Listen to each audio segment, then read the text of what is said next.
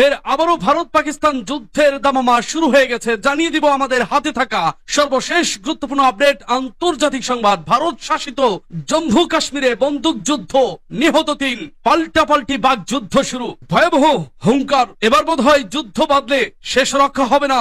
ভারতের কট্টরপন্থী নরেন্দ্র মোদী সরকারের লজ্জা থাকলে যুদ্ধ বাঁধানোর চেষ্টা করবে না নরেন্দ্র মোদী সরকার। কথায় আছে কুত্তার লেজ সোজা হয় না, তো মোদীর জবানের অবস্থাও তেমন।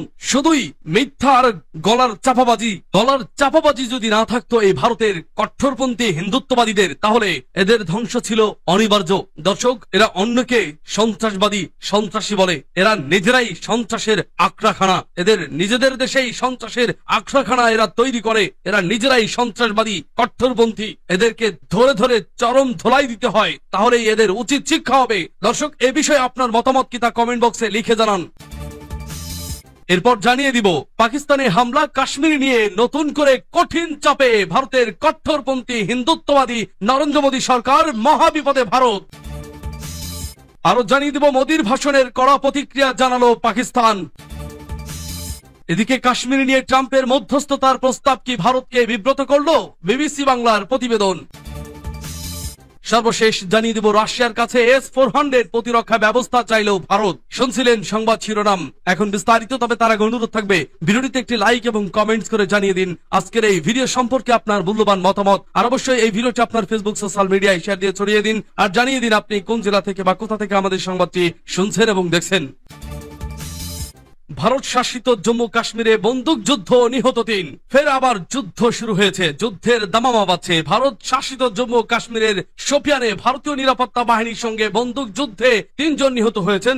ভারতীয় নিরাপত্তা বাহিনীর দাবি নিহতরা সন্ত্রাসী। ওই এলাকায় আরো একজন সশস্ত্র সন্ত্রাসী লুকিয়ে থাকতে পারে বলে আশঙ্কা করছেন তারা। সোমবার রাত থেকে শুরু হওয়া এই অভিযান মঙ্গলবারও চলছে। ভারতীয় সেনাবাহিনী জানায় কুল গ্রামে শুরু হওয়া এই অভিযান পরে শোপিয়ানের সকাল কেলার এলাকার জঙ্গলে গড়ায়। সেনা ও আধা সামরিক বাহিনীর যৌথ দল সার্চ অ্যান্ড রেস্ট্রিও মিশনের নামে অভিযানে ব্যাপক গুলি বিনিময় হয়, যাতে 3 জন হাই প্রোফাইল সন্ত্রাসী নিহত হয়। সেনাবাহিনী এই অভিযানকে অপারেশন কেলার নাম দিয়েছে। এক্স এ দেওয়া এক বিবৃতিতে ভারতীয় সেনাবাহিনী লিখেছে, 13 মে 2025 রাষ্ট্রীয় রাইফেলস ইউনিটের মধ্যে নির্দিষ্ট গোয়েন্দা তথ্যের ভিত্তিতে শোপিয়ানের সকাল কেলার এলাকায় অভিযান শুরু করে। সন্ত্রাসীরা গুলিবর্ষণ শুরু করলে তীব্র গুলি বিনিময় হয় এবং 3 সন্ত্রাসী নিহত হয়। অভিযান এখনো চলছে, সূত্র এনডিটিভি। পাকিস্তানি হামলা, কাশ্মীর নিয়ে নতুন করে কঠিন চাপে ভারতের কট্টরপন্থী নরেন্দ্র মোদী সরকার। পাকিস্তানি হামলা চালিয়ে কাশ্মীর নিয়ে নতুন করে ভীষণ চাপে পড়েছে ভারত পাকিস্তান হামলা, পাল্টা হামলা নিয়ে প্রথমে আমেরিকা বলেছিল এই যুদ্ধ নিয়ে তাদের মাথা ব্যথার কোনো কারণ নেই, কিন্তু হঠাৎ করেই নতুন ভূমিকায় অবতীর্ণ হন মার্কিন প্রেসিডেন্ট ডোনাল্ড ট্রাম্প। ভারত পাকিস্তানের মধ্যে মধ্যস্থতা করে যুদ্ধবিরতি করান তিনি। এরপরই কাশ্মীর ইস্যুতে নাটকীয় মোড় এনেছে ট্রাম্প। দীর্ঘদিন ধরে কাশ্মীর ইস্যুতে তৃতীয় পক্ষের মধ্যস্থতার প্রতি কঠোর বিরোধিতা করে আসছে ভারত। বিষয়টি যেন নীতিগতভাবে নিষিদ্ধ হয়ে আছে দিল্লির পররাষ্ট্রনীতিতে, কিন্তু হঠাৎ করেই সেই কৌশলে ফাটল ধরালেন ট্রাম্প। গত শনিবার সামাজিক যোগাযোগ মাধ্যমে এক ঘোষণায় তিনি জানান, আমেরিকার মধ্যস্থতায় 4 দিন ব্যাপী উত্তেজনার অবসান ঘটিয়ে যুদ্ধবিরতিতে সম্মত হয়েছে ভারত ও পাকিস্তান। পরবর্তী এক পোস্টে কাশ্মীর সংকট সমাধানে 2 দেশের সঙ্গে কাজ করার আগ্রহ প্রকাশ করেন তিনি।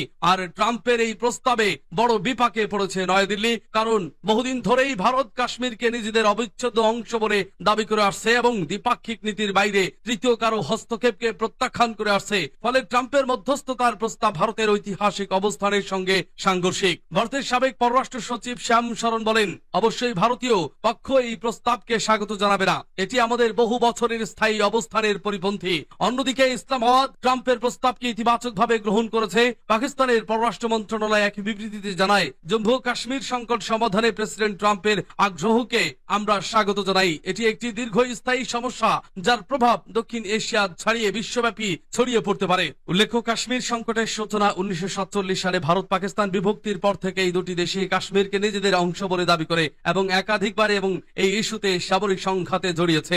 সম্প্রতি ভারত নিয়ন্ত্রিত কাশ্মীরের পেহেলগাঁওয়ে এক সন্ত্রাসী হামলায় 26 জন নিহত হয়। এই ঘটনার পর নতুন করে এই ইস্যুতে উত্তেজনা চরমে পৌঁছেছে। ভারত এই হামলার জন্য একতরফাভাবে পাকিস্তানকে দায়ী করলেও পাকিস্তান তা জোরালোভাবে অস্বীকার করে আন্তর্জাতিক তদন্তের আহ্বান জানিয়েছে। উভয় দেশই সীমান্তে যুদ্ধ বিমান, ক্ষেপণাস্ত্র ও ড্রোন ব্যবহারের মাধ্যমে সামরিক শক্তি প্রদর্শন করেছে। এমন এক উত্তপ্ত পরিস্থিতিতে ট্রাম্পের হস্তক্ষেপে চরম অস্বস্তির কারণ হয়ে পড়েছে ভারত। মার্কিন প্রশাসনের আগের বিভিন্ন উদ্বেগে সীমিত সফলতা থাকলেও কাশ্মীর ইস্যুতে প্রেসিডেন্ট ট্রাম্পের এই পদক্ষেপ ইতিবাচকভাবে নিতে পারছে না নয়াদিল্লি। সূত্র বিবিসি ওপি।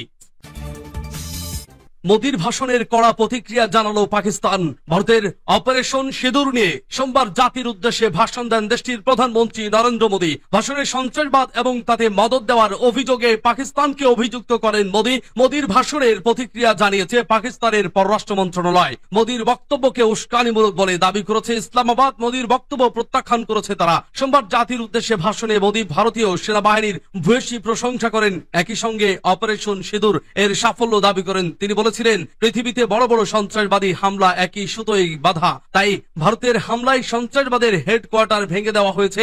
পাকিস্তান হতাশ, পাকিস্তানের মাটিতে থাকা সন্ত্রাসবাদীদের ঘাঁটি গুড়িয়ে দেওয়া হয়েছে। তিনি আরো বলেন, অপারেশন সিঁদুর এখনো শেষ হয়নি। ইসলামাবাদের অনুরোধে সাময়িকভাবে স্থগিত করা হয়েছে। তার হুঁশিয়ারি ছিল, আলোচনা এবং সন্ত্রাস একসঙ্গে চলতে পারে না। শুধু তাই নয়, পানি এবং রক্ত একসঙ্গে বইতে পারে না বলেও মন্তব্য করেন মোদী। মোদীর এই ভাষণের প্রেক্ষিতে এবার কড়া প্রতিক্রিয়া জানালো পাকিস্তানের পররাষ্ট্র মন্ত্রণালয়। দীর্ঘ এক বিবৃতিতে তারা জানায়, পাকিস্তান ভারতের প্রধানমন্ত্রীর মন্তব্য প্রত্যাখ্যান করছে। মোদীর মন্তব্য ভুল তথ্য, রাজনৈতিক অভিসন্ধি এবং আন্তর্জাতিক আইনের প্রতি স্পষ্ট অবজ্ঞা ছিল। পাকিস্তানের মন্ত্রণালয়টির দাবি, সাম্প্রতিক যুদ্ধবিরতিতে সমঝোতার প্রতি পাকিস্তান প্রতিশ্রুতিবদ্ধ। উত্তেজনা কমানো এবং আঞ্চলিক স্থিতিশীলতার জন্য প্রয়োজনীয় পদক্ষেপ করেছে তারা। পাকিস্তানের পররাষ্ট্র মন্ত্রণালয় বলেছে, আমরা আশা করি ভারত আঞ্চলিক স্থিতিশীলতা এবং নাগরিকদের মঙ্গলকে অগ্রাধিকার দেবে। ভারত যদি ভবিষ্যতে আগ্রাসন দেখায় তবে তার জবাব দেবে বলেও জানায় পাকিস্তান। তাদের হুঁশিয়ারি, শান্তির প্রতি পাকিস্তানের প্রতিশ্রুতিকে দুর্বলতা হিসেবে বিবেচনা করা হবে ভুল। পাকিস্তান চাই শান্তিপূর্ণ সমাধানের পথ, এমনকি কাশ্মীর নিয়েও শান্তিপূর্ণ সমাধানের পক্ষেই তারা, এমনই জানালো পাকিস্তানের বিদেশ মন্ত্রক। কাশ্মীর নিয়ে ট্রাম্পের মধ্যস্থতার প্রস্তাব কি ভারতকে বিব্রত করলো? বিবিসি বাংলার প্রতিবেদন। কাশ্মীর নিয়ে পাকিস্তানের সঙ্গে দীর্ঘ বিতর্কে তৃতীয় পক্ষের মধ্যস্থতা অনেক দশক ধরেই ভারতের পররাষ্ট্র মন্ত্রণালয়ে একটা নিষিদ্ধ বিষয়, তা ট্যাবু হয়ে থেকেছে। পর্যবেক্ষকরা মনে করছেন ভারতের একটা অতি স্পর্শকাতর জায়গায় হাত দিয়ে ফেলেছেন মার্কিন প্রেসিডেন্ট ডোনাল্ড ট্রাম্প। তবে তিনি তো অভিনব পথে কূটনীতির জন্য পরিচিত। গত শনিবার তিনি সামাজিক মাধ্যমে ঘোষণা দেন যে 4 দিন ধরে সীমান্ত সংঘর্ষ চালানোর পরে ভারত আর পাকিস্তান মার্কিন মধ্যস্থতায় সম্পূর্ণ যুদ্ধবিরতিতে রাজি হয়েছে। পরে আরেকটি পোস্টে তিনি লেখেন, কাশ্মীর নিয়ে হাজার পরে হলেও কোন সমাধানে পৌঁছানো যায় কিনা তা দেখতে আমি আপনাদের দুই পক্ষের সঙ্গে একযোগে কাজ করব। পুরোপুরি যুদ্ধের আগেই ট্রাম্পের প্রস্তাব। কাশ্মীর নিয়ে বিতর্কটা সেই 1947-এ শুরু, যখন ব্রিটিশ শাসন থেকে ভারত স্বাধীনতা পায় আর দেশ ভাগ হয়ে পাকিস্তান তৈরি হয়। দুই প্রতিবেশী দেশই পুরো কাশ্মীরের দখল চায়। যদিও তারা শাসন করে কাশ্মীরের দুই অংশে কয়েক দশক ধরে একাধিকবার দ্বিপাক্ষিক বৈঠক করেও বিতর্কের সমাধান করা যায়নি। ভারত দাবি করে কাশ্মীর সে দেশের অবিচ্ছেদ্য অংশ। এ নিয়ে তারা কোন তৃতীয় পক্ষের মাধ্যমে দর কষাকষিতে যেতে অস্বীকার করে এসেছে। ভারত শাসিত কাশ্মীরের পেহেলগামে পর্যটকদের উপর সন্ত্রাসী হামলায় যখন 26 জন নিহত হয়, তারপরে ভারতের কথায় পাকিস্তানের অভ্যন্তরে সন্ত্রাসী পরিকাঠামোর ওপরে আকাশপথে হামলা চালানোর পরেই দুই দেশের মধ্যে সর্বশেষ সংঘাতটা বাধে। পেহেলগামের ঘটনার জন্য ভারত পাকিস্তানের সংশ্লিষ্টতার অভিযোগ করে, যা পাকিস্তান অস্বীকার করে। দুই পারমাণবিক শক্তিধর প্রতিবেশীর মধ্যে যখন সংঘর্ষ চলছিল, তখন থেকে পুরোপুরি যুদ্ধ বেঁধে যাবার হুমকিও ঘনিয়ে উঠেছিল। সেই রকম আবহাওয়াতেই ট্রাম্প মধ্যস্থতা করতে এগিয়ে এসেছিলেন। দুই পক্ষই যুদ্ধ বিমান, ক্ষেপণাস্ত্র আর ড্রোন ব্যবহার করেছিল এবং একে অপরের সীমান্ত ঘেঁষা সামরিক স্থাপনাগুলি আক্রমণ করছিল। মার্কিন মধ্যস্থতাকারীদের হস্তক্ষেপ এবং পর্দার আড়ালে কূটনৈতিক আলোচনা দিয়ে যখন বড় সংঘাত এড়ানো গেল, তখনই ট্রাম্পের মধ্যস্থতার প্রস্তাব দিল্লিকে একটা বিব্রতকর পরিস্থিতিতে ফেলে দিয়েছে। ভারতের প্রাক্তন পররাষ্ট্র সচিব শ্যাম শরণ বলেছিলেন, স্বাভাবিকভাবেই এই প্রস্তাবটিকে ভারত স্বাগত জানাবে না। বহু বছর ধরে আমাদের ঘোষিত অবস্থানের বিপরীত এই প্রস্তাবটি।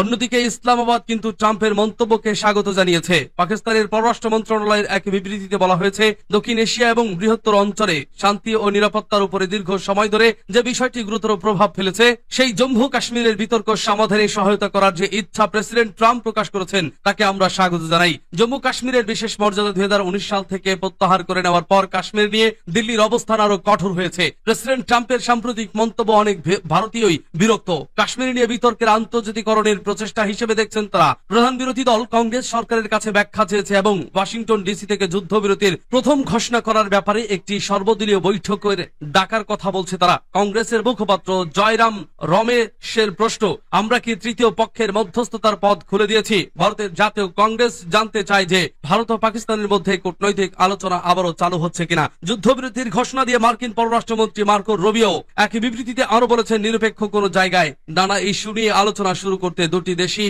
রাজি হয়েছে। ভারতীয়রা এই মন্তব্য দেখে বিস্মিত হয়েছেন। রাশিয়ার কাছে S-400 প্রতিরক্ষা ব্যবস্থা চাইল ভারত। সম্প্রতি পাকিস্তানের বিরুদ্ধে ভারত অপারেশন সিঁদুর নামে আক্রমণ পরিচালনা করে পাল্টা ব্যবস্থায় পাকিস্তান ভারতের বিরুদ্ধে বুনিয়ানুন মারসুস সীসা ঢালা প্রাচীর নামে পাল্টা আক্রমণ পরিচালনা করে। পাকিস্তান সেনাবাহিনী দাবি করে তাদের হামলায় ভারতীয় রুশ প্রতিরক্ষা ব্যবস্থা S-400 ধ্বংস হয়। এই ঘটনার পর রুশ ক্ষেপণাস্ত্র প্রতিরক্ষা ব্যবস্থা আরো সংগ্রহ করতে চায় ভারত। ভারতের স্থানীয় গণমাধ্যম দেশটির প্রতিরক্ষা মন্ত্রণালয় উচ্চপদস্থ সূত্রের বরাতে খবর প্রকাশ করেছে, রাশিয়াকে ইতিমধ্যে অতিরিক্ত ইউনিট সরবরাহের অনুরোধ জানানো হয়েছে। জাতীয় নিরাপত্তা বাহিনীতে ইতিমধ্যে এই অত্যাধুনিক প্রতিরক্ষা ব্যবস্থা চালু রয়েছে। এই ব্যবস্থার মাধ্যমে পশ্চিম সীমান্তে পাকিস্তান থেকে ছোড়া ক্ষেপণাস্ত্র ড্রোন প্রতিহত করার দাবি করেছে ভারত। ভারতে S-400 সিস্টেমকে সুদর্শন চক্র নামেও ডাকা হয়। এটি 600 কিলোমিটার দূর পর্যন্ত লক্ষ্যবস্তু শনাক্ত করতে সক্ষম।